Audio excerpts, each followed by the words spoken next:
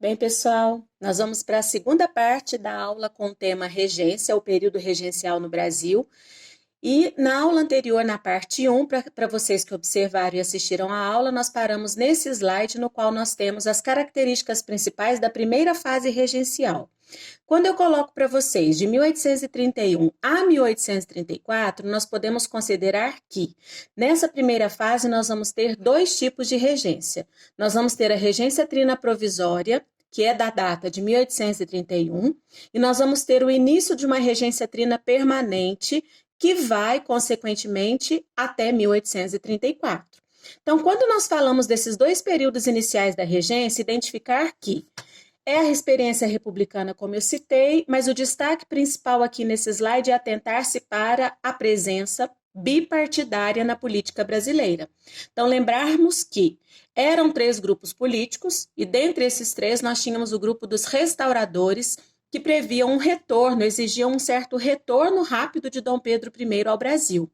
Como nós temos a morte de Dom Pedro I na década de 30, esse partido político perde o sentido, ele deixa de existir, a essência dele deixa de existir.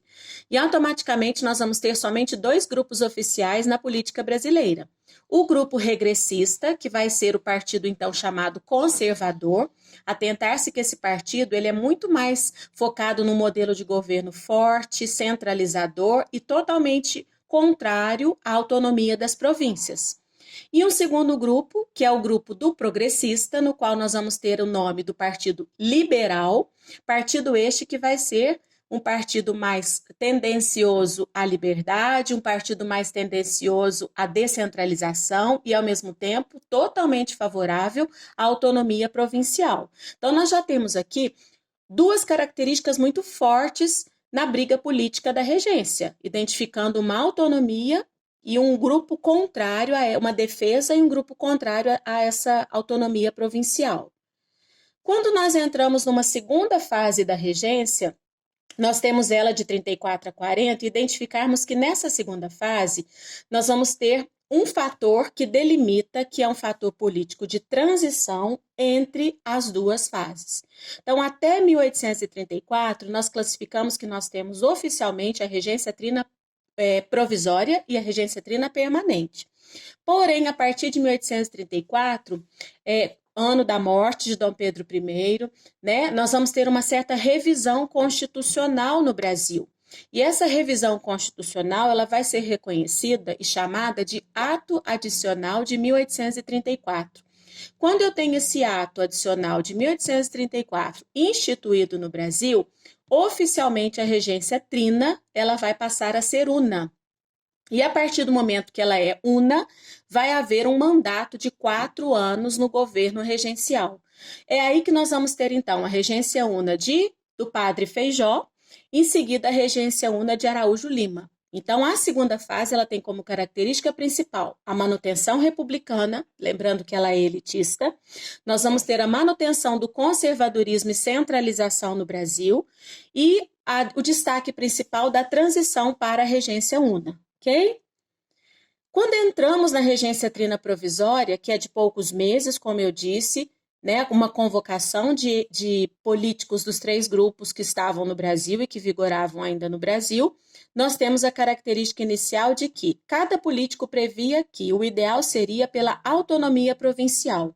Só que, ao mesmo tempo, havia uma aversão muito grande aos lusitanos. É a chamada lusofobia que vocês têm aqui no segundo tópico. Tudo e qualquer medida tomada por um português no Brasil, ou toda e qualquer imposição que viesse de Portugal, da antiga metrópole para o Brasil, não era bem-vinda, não era bem tratada pelos políticos brasileiros.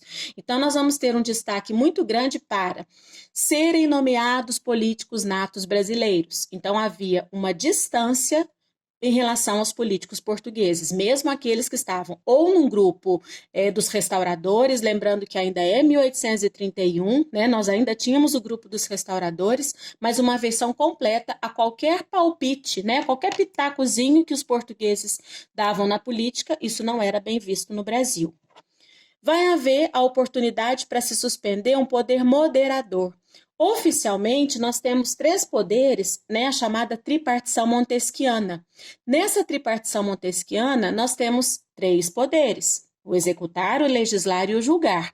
Como provisoriamente nós não temos um governante à altura da monarquia, né, oficialmente nós não temos Dom Pedro II governando o Brasil e nem Dom Pedro I, porque voltou para Portugal, não faz sentido o poder moderador. Então, provisoriamente, nós temos a tripartição prevalecendo no Brasil. E um destaque para a suspensão do Conselho de Estado. Quando a gente fala oficialmente no Conselho de Estado, a gente tem que observar que, por esse conselho, nós tínhamos um poder da elite, sobre principalmente a elite portuguesa, sobre todos os assuntos que envolviam as províncias brasileiras. E eram pessoas da mais alta confiança de Dom Pedro I. Uma vez, como nós não temos a presença de Dom Pedro I no Brasil, nós vamos ter, então, talvez, por considerar essa ausência de Dom Pedro I, um sentido que não tem a ver com manter esse Conselho de Estado. Sabendo que, quando a gente fala nesse Conselho de Estado, nós vamos ter uma ligação muito grande com os portugueses e com o poder moderador. E aí, por fim, nós falamos em anistia aos inimigos de Dom Pedro I. Lembrar que quando nós falamos em anistiar, nós estamos concedendo um perdão político. Todos os homens que Dom Pedro I, por exemplo, tinha expulsado do Brasil, né, ou havia mandado embora do Brasil, por exemplo, os irmãos Andrada, o José Bonifácio, o Antônio Carlos, enfim, todos eles foram anistiados. A partir desse momento, nós vamos ter uma certa aproximação política para ingressar à regência brasileira. Quando entramos na regência trina permanente, de 31 a 34, lembrando que foram alguns meses de regência trina provisória, observar que nós temos uma característica mantida, o modelo do Partido Conservador e a centralização. Temos a criação da Guarda Nacional. Essa Guarda Nacional ela é muito importante, porque nós temos que identificar que, oficialmente, a regência decreta a criação de uma espécie de policiamento e segurança provincial. Essa Guarda Nacional não é um exército, vamos dizer assim, mas acaba sendo uma substituição das antigas milícias do período colonial. Essa guarda ela vai atuar, como eu disse, como uma força policial na segurança, no resguardo de cada área, principalmente as rurais, para auxiliar as forças militares oficiais. Então, quando a gente fala no efetivo da Guarda Nacional, lembrar que havia um modelo censitarista para ser alistado como membro da Guarda Nacional. Então, você tem uma convocação a partir da renda da pessoa e muitas vezes a Guarda Nacional, criada no Brasil, ela vai acabar sendo controlada pelos grandes proprietários rurais. E esses grandes proprietários rurais, eles vão fazer valer a força e o direito deles na respectiva região onde vive. Então, acaba sendo um modelo, por mais que a gente tenha lá a centralização política na regência trina permanente, há uma contraposição aí, porque a Guarda Nacional, de uma certa forma, ela era autônoma, acabava sendo desvinculada às suas ações, porque cada coronel ou cada grande proprietário rural agia conforme os seus interesses locais. Essa Guarda Nacional, atentar-se que ela era subordinada aos juízes de paz. Quando eu coloquei para vocês lá no mapa mental a criação do Código Criminal, entram aí os juízes de paz. Isso significa que, pelo Código, a gente está delegando aos municípios a eleição de um poder judicial, ou seja, há uma autoridade judicial na região.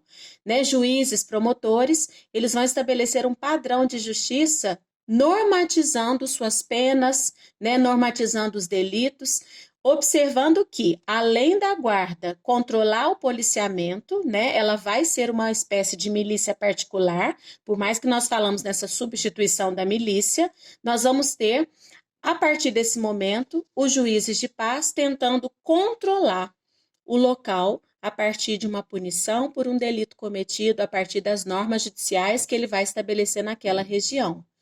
Isso vai gerar um descontentamento muito grande. Por quê? Porque a população vai perceber que boa parte do modelo que vai ser adotado acaba privilegiando a elite local. Isso é óbvio.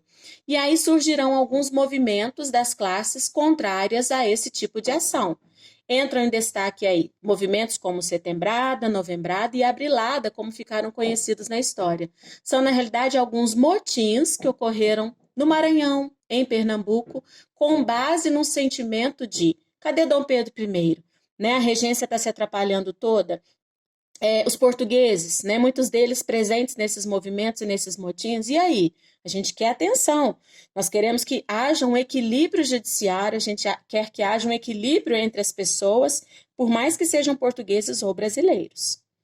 E nós temos aqui, para encerrar a parte 2 da aula, o ato adicional que eu comentei com vocês. Lembrar que o ato adicional é uma revisão constitucional no qual nós vamos ter como característica principal a substituição da regência trina pela regência una, mas ao mesmo tempo nós vamos ter a criação das assembleias legislativas, como é uma revisão constitucional, né? Você vai ter uma assembleia ou várias assembleias para recapitular as leis brasileiras e refazê-las ou revisá-las, e ao mesmo tempo, como não temos mais um imperador comandando o Brasil, coube no ato adicional também por extinguir por completo o Conselho de Estado que estava vinculado ao poder moderador. Ficamos aqui com a parte 2 do tema regência e logo mais a parte final, quando então falamos do período regencial de 1834 a 1840. Um abração para vocês.